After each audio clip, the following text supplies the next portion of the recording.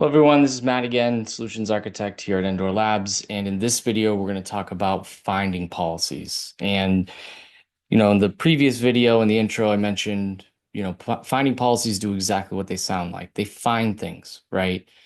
And what exactly, does that mean specifically? So out of the box, we provide users with a ton of different policies, right? There's about 66 of them. And these find, obviously, the most important thing is it finds vulnerabilities. Wouldn't be much of an SCA tool or stack analysis tool or container scanning tool if we didn't have that. So that's the main thing that comes out of the box there.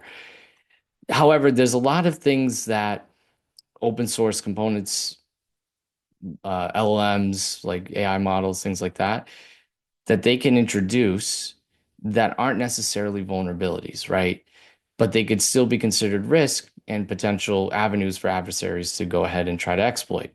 So it's things like, outdated dependencies, things like typo squatting or malware. Maybe valid secrets are somewhere in your code. Things like in your repository, hey, do you have MFA enabled for external contributors, right? Our committers approving their own code changes, right? License findings, again, that's pretty obvious with SCA, but other things like in your pipelines, right? In CI/CD, hey, is there script injection detected in a certain GitHub workflow file? So these things that aren't necessarily CVEs or license issues, but that still pose risk to your environment and to your application that, again, somebody could go ahead and try to exploit, right? So throughout all of these that come out of the box, again, you can kind of pick and choose what you really care about, right? If, let's say, the legal team, they may not care about vulnerabilities, but they obviously really care about licenses. You can create a separate namespace for the legal team and say, hey, I don't, I'm going to shut off vulnerabilities, right? I'm going to shut off any findings that have to do with vulnerabilities. But I'm going to specifically create a finding policy that based on our list internally, we have deemed these licenses, you definitely can't use them, right? So you can go ahead and you can actually add certain licenses to this policy to say, hey, these few licenses here, if these pop up, I want you to do something with them. We're going to cover action policies in the next video, right? And what's really nice about this is that you can completely customize them because, again, different organizations have different requirements for all this, right? And we'll kind of show that in a second. But again, finding things like, hey, there's unauthorized usage of DeepSeek. You're using this LLM that you shouldn't be using. Now, these are a lot that come out of the box, and they'll cover container scanning, SCA scanning, static analysis, CI/CD, GitHub Action scanning. All the products that we covered, these policies can go ahead and actually cover those, right? But let's say you want a little bit of a niche thing, Let's say, for example, we have a customer that uses this policy very quite often, actually. And the way that it was described to us was, hey, we keep our dependencies like pets, right? We never get rid of them. So they have a lot of old dependencies that don't have a fix available for them.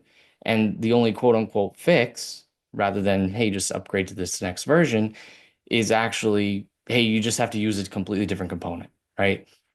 So what they want to do is say, okay, I want to know the components that have had no activity in the last either 6 months or 5 years that have critical or high vulnerabilities and that have no fix available for them. So what we did was we said, okay, well, we'll make you a custom policy that does just that.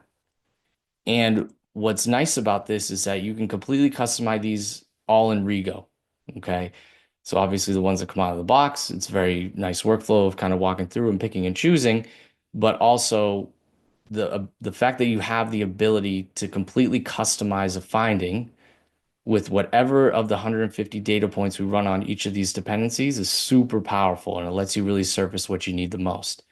So in this example, we say, okay, I want you to look at the dependency metadata, and this is all customizable. So I want to have this summary show up whenever a finding like this occurs. So this dependency has had no activity in the last 5 years, and it is not marked as archived in GitHub. This indicates that the project may have been abandoned.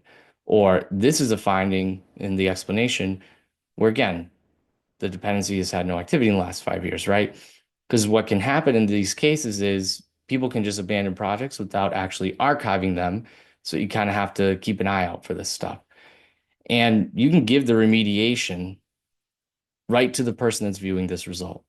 And this remediation, again, it's not, oh, just upgrade or hey, use this instead. Could have that if you know it, but in these really kind of niche cases is, hey, please consult with the DevSecOps team on determining the necessity of this component. Maybe you don't need it, something like that. And you can name it a certain name, give it a certain category. But, from this point forward with this policy, we're going to go ahead and actually discover this, right? Another really good example is end of life stuff. And this is when you want to start becoming like really proactive with things. So we had another customer say, okay, we know that Django 4.2, that's going to be end of life soon. I think next April 2026. I want to get ahead of this a little bit. We've already approved version 5.2, I believe it was. Yep, 5.2. So I want to identify any instance of Django 4.2. I want to be able to tell the user, hey, we've already approved version 5.2. It's LTS. We can go ahead and upgrade to that. And that's exactly what they did here. So they made a customer ego policy where we say, okay, this version of Django will be end of life in April 2026. And we have the initiative to find any and remediate any of these upcoming versions, right? And so what then they can do is say, hey, Mr. or Mrs. Developer, person who's actually working on this, we've actually already approved version 5.2. Go ahead and upgrade to that. And we've done all the research to figure out, yep, this is completely compatible, whatever the reason may be, right? So now whenever this finding actually pops up, the user will get that right in their either their terminal, or they're testing the IDE, or they see the results here, or maybe it's in a comment in a pull request, or a pull request opened by Endor Labs. We'll get into those as well. But you can kind of see here how powerful this is and how customizable you can make this. And how this actually looks like in real life is, okay, well, what are the ones that did I have any end of life here, right? And you can see this is the exact policy I made with the explanation, the description, all the stuff that we set up in that policy can now be surfaced right here. And this is consistent no matter where you're scanning, whether it's from GitHub or whatever SCM you may use, or if it's in CI, or if it's locally. Anytime we find this component at this version, this finding is going to pop up. And the same thing with the activity, right? So if I do, I think I called it non-active. So we have a few different components here where, hey, we have seen no activity in this component in the last 5 years or in the last 6 months. So this is really, you can get a really good handle on your open source, the risk that may not be CVEs or license issues, but just all these other different data points. This is part of the supply chain where we're seeing, okay, this